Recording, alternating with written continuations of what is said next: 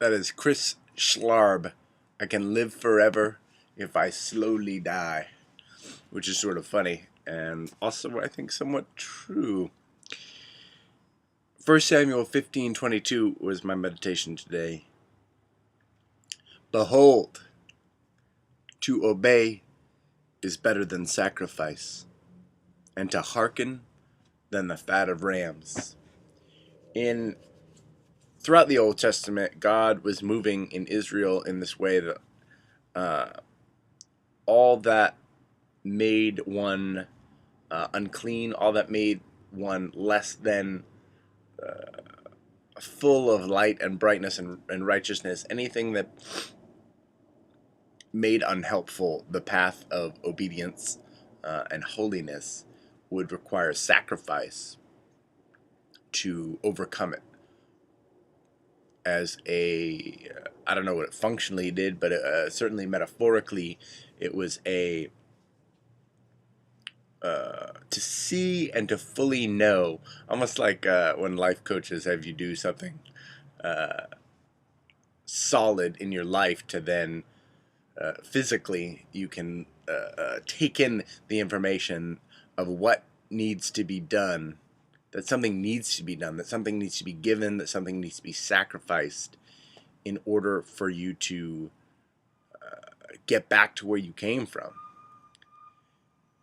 And this was an important part of culture. I have to imagine it was pretty constantly going on because we all frequently fall short of the glory of God.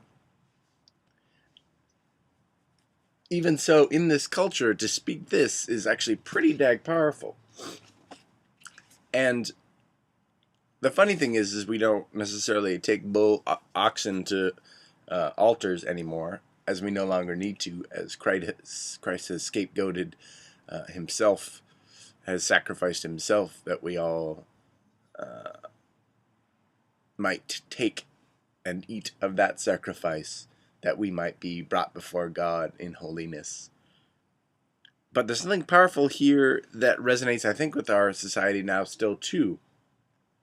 To obey is better than sacrifice, and to hearken than the fat of rams. I think often I still more easily fly into okay, give me the set of rules I just need to do, and I'll just do those things, Lord. And then it's easier to fast from something sometimes than it is to have a consecrated relationship to it. I'm kind of an all-or-nothing person, and oftentimes it's just like, okay, it's just better for me not to have that. Whereas what is indeed more holy and righteous and true is to form a consecrated and pure relationship to all that you take part in. Food, drink, societal congress, friendships, thinking, everything, just everything. And indeed, that obedience here, I feel like is quite, in some ways, the opposite of just doing rules. Not the opposite, but the opposite in intention. It may often still practically play out in that self-same fashion, that you are following the commandments of God, that you're doing what is righteous as opposed to doing what is stubborn and self-serving and impure. But again, what is stressed over and over again, and this is what I struggled to get through in 10 minutes yesterday, was relationship. And I have found in my own life more release, surrender, progression, useful scar tissue, muscle building of the soul in obedience than I have in merely following rules.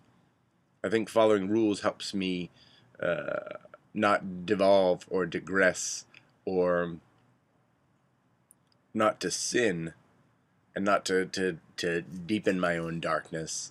But obedience of Christ is the thing that has made me grow by leaps and bounds in ways I totally was not intellectually ready for, emotionally ready for, anything. And beyond the spiritual reach out and grab of some of my first encounters with Christ, some of the most powerful moments with him have been random reach out and prayer in moments when anger threatened to take over for me. Um, I was and perhaps am in the certain fundamental aspects of myself an angry and dark person. Critical first, angry, quick, violent, and given to the joy of violence and darkness. I often sort of joke, but not really, that without Christ, I may well have ended up a serial killer. But what he has made me into, with no natural empathy, really, I have a difficulty with empathy with real people. He's actually made me in fits and starts through sacrifice to him via the lens of him. Seeing and coming and being in service helped make me so so much more evolved a soul than I would certainly be on my own, and has grabbed me in situations and yanked me into empathy, and has grabbed me in situations and yanked me into forgiveness of things that I swore my whole life I would never forgive.